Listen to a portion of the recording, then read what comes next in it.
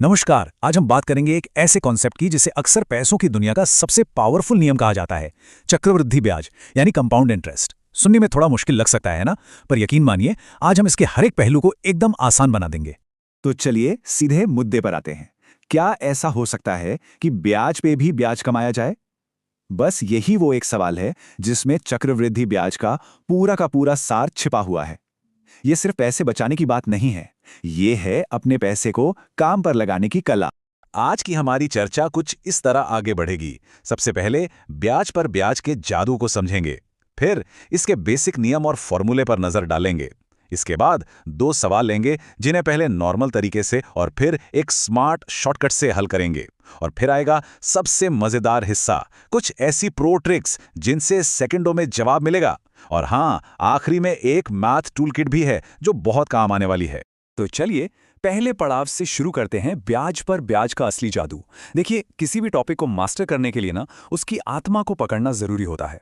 कहते हैं कि महान वैज्ञानिक अल्बर्ट आइंस्टाइन ने चक्रवृद्धि ब्याज को दुनिया का 8वां अजूबा कहा था। इसका मतलब बहुत सीधा है, ब्याज पर भी ब्याज। सोचिए, साधारण ब्याज में तो सिर्फ मूलधन यानी प्रिंसिपल पर इंटरेस्ट मिलता है, लेकिन यहाँ तो जो इंटरेस्ट कमाया है वो भी अगले साल से इंटरेस्ट कमाना शुरू कर देता है। और बस यहीं से पैसे के बढ़ने की रफ्तार तेज हो जाती है। अच्छा, अब जब हम इसके पीछे का आइडिया समझ गए हैं तो जरा इसके आधिकारिक नियम और फॉर्मूले को भी देख लेते हैं। देखिए, शॉर्टकट्स अपनी जगह हैं, लेकिन पहले नींव का मजबूत होना बहुत जरूरी है। तो इन दोनों में सबसे बड़ा फर्क क्या है? जैसा कि यहां दिख रहा है, साधारण ब्याज हर साल सेम रहता है। क्यों? क्योंकि वो सिर्फ प्रिंसिपल पर लगता है। लेकिन चक्रवृद्धि ब्याज हर साल बढ़ता जाता है, क्योंकि पिछले साल का ब्याज मूलधन में जुड़ जाता है और अगली बार उस पूरी बड़ी रकम पर ब्याज कैलकुलेट होता है। और ये है वो फॉर्मूला जो इस पूरे जादू को गणित की भाषा में लिखता है। यहां ए का मतलब है अमाउंट यानी कुल पैसा, पी है प्रिंसिपल यानी मूलधन, आर है रेट यानी ब्याज की दर, और एन है टाइम यानी समय। इसे अच्छे से देख लीजिए क्योंकि यही हमारी सारी कैलकुलेशंस का बेस है। ठीक है, थ्योरी बहुत हुई। अब वक्त है इस फॉर्मूले को एक्शन में देखने का। हम एक बहुत ही बेसिक सवाल लेंगे और उसे इसी पारंपरिक तरीके से हल करेंगे। सवाल एकदम सीधा साधा है। 10,000 रुपए पर 10% की सालाना दर से 2 साल बाद टोटल अमाउंट कितना होगा और उस पर कंपाउंड इंटरेस्ट कितना बनेगा? अब देखिए, हम सारी वैल्यूज को बस फॉर्मूले में डाल रहे हैं। प्रिंसिपल की जगह 10,000, रेट की जगह 10% और टाइम की जगह 2 साल। इसे जब हम सॉल्व करते हैं तो हमें टोटल अमाउंट मिलता है 12,100 रुपए। और इंटरेस्ट निकालने के लिए सिंपल है, इस अमाउंट में से प्रिंसिपल को माइनस कर देंगे और हमारा जवाब आ गया 2,100 रुपए। ये वो ब्याज है जो 2 सालों में कमाया गया। तो ये था पारंपरिक तरीका। अब सवाल ये है कि क्या इससे कोई बेहतर और तेज रास्ता है? चलिए देखते हैं। चलिए अब एक लेवल ऊपर चलते हैं, एक थोड़ा अलग तरह का सवाल देखते हैं और उसे हल करने के लिए एक शॉर्टकट का इस्तेमाल करेंगे।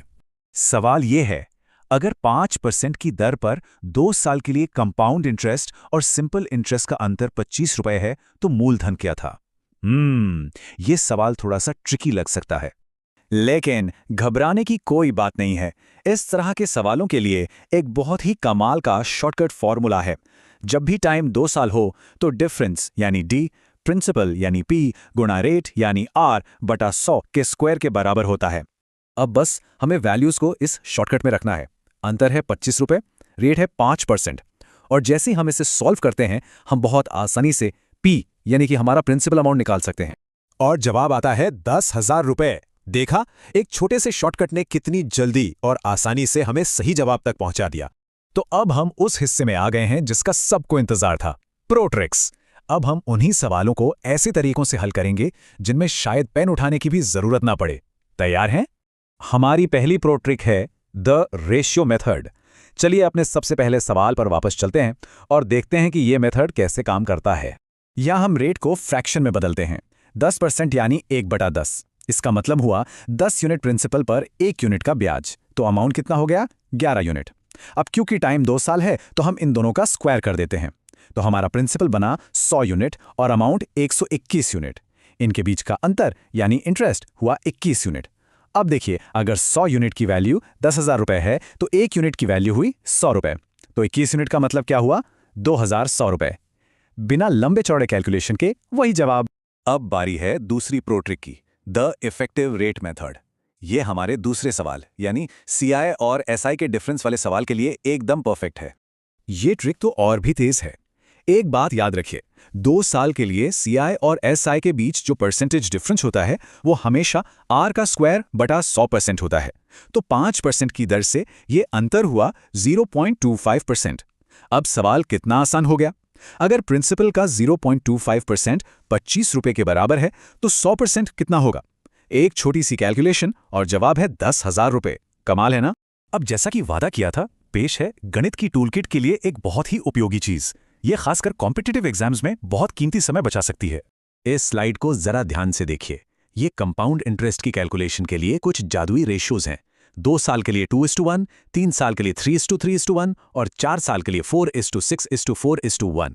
इन्हें याद करने का मतलब है कि कई मुश्किल सवाल बिना फॉर्मूले के सिर्फ कुछ ही सेकंडों में हल हो सकते हैं। ये एक बहुत बड़ा कॉम्पिटिटिव एडवांटेज है। तो यहाँ एक सवाल सोचने के लिए है, क्या 3:3:1 जैसे रेशियो का इस्तेमाल करके और भी मुश्किल सवालों को इसी आसानी से हल करना सीखा जा सकता है? बिल्कुल, सीखने की ये यात्रा जारी रहनी चाहिए। आज के लिए बस इतना ही। धन्यवाद।